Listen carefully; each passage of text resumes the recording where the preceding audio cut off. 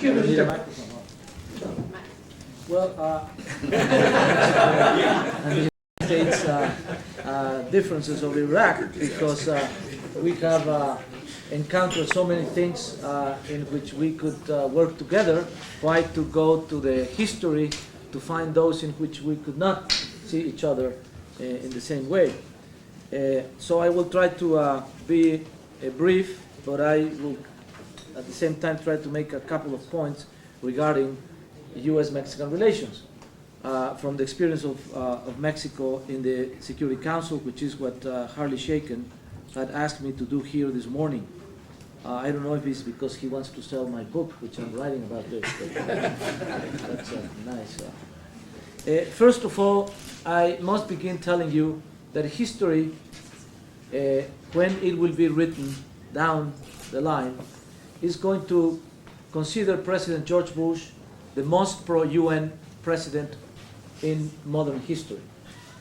Perhaps the most pro-UN president all throughout the 50 years existence of the UN. Why? Because he was the only president of the United States that brought a major strategic issue to be discussed in the Security Council. No other president has done that before. No president of the United States brought any other major war to be debated at the UN. This has caused a tremendous problem to the UN, because now the UN has to be relevant, when it was irrelevant in world affairs for many years. And this was a decision taken by President Bush, considering many circumstances. But we have to have clear why he made that decision.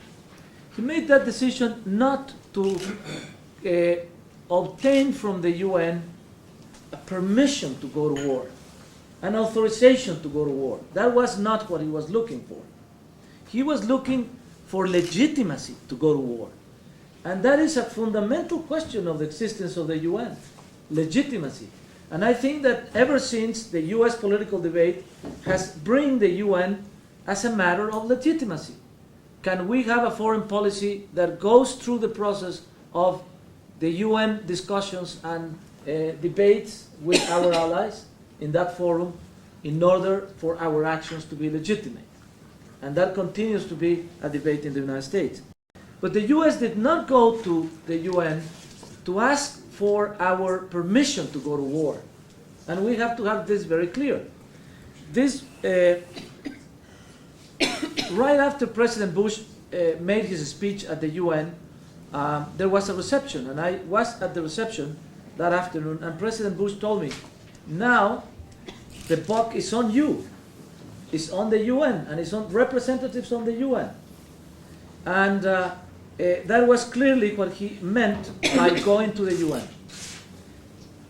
But Ambassador Negroponte clarified things for me several months later. I visited him once in his office in front of the UN in New York, and probably he saw my eyes of nightless, sleepless night, and shaking with a sense of responsibility. And he said, Adolfo, you shouldn't be so worried. I kind of perceive that you feel that the world is behind the shoulders of Mexico. And that's not the case. The United States is going to make the decision. It's not the Security Council who will decide. You will only have to determine if you endorse that decision or not. That's the key of the role that you're going to play. Whether you endorse that decision or not. That is what your country will have to decide in the Security Council. We will make the rest of the decisions. And that's exactly what the US meant when it went to the Security Council. Well, what that represented for Mexico, Mexico's dilemma began with to be or not to be in the Council. And that dilemma lasted since 1947, where we were for the first time in the Council, with a brief interruption thanks to the extraordinary imagination of Porfirio Muñoz Ledo, our ambassador there in the early 1980s. that we had a brief visit to the Security Council because two countries did not, Colombia and Cuba were in a tight vote in the General Assembly. But when we went back to the Security Council this time, we decided that this was the right thing to do. And it was the right thing to do because Mexico was becoming a democratic country as a result of elections of the year 2000. We have come to age, we were grown, strong and ready. And there were two currents of opinions in the government, inside the government of Mr. Fox. One became gradually more explicit, the other was kind of the rhetorical one. One of the reasons to go to the Security Council is because Mexico was ready to play in the big leagues of world affairs and keep its independence from the United States and maintain the integrity of its foreign policy. That was, let's say, the traditional foreign policy view. Okay, we are ready now, we can go to world affairs and be independent from the United States and from all superpowers and participate on the name of peace. The other current of opinion said, okay, we're ready, we're grown up,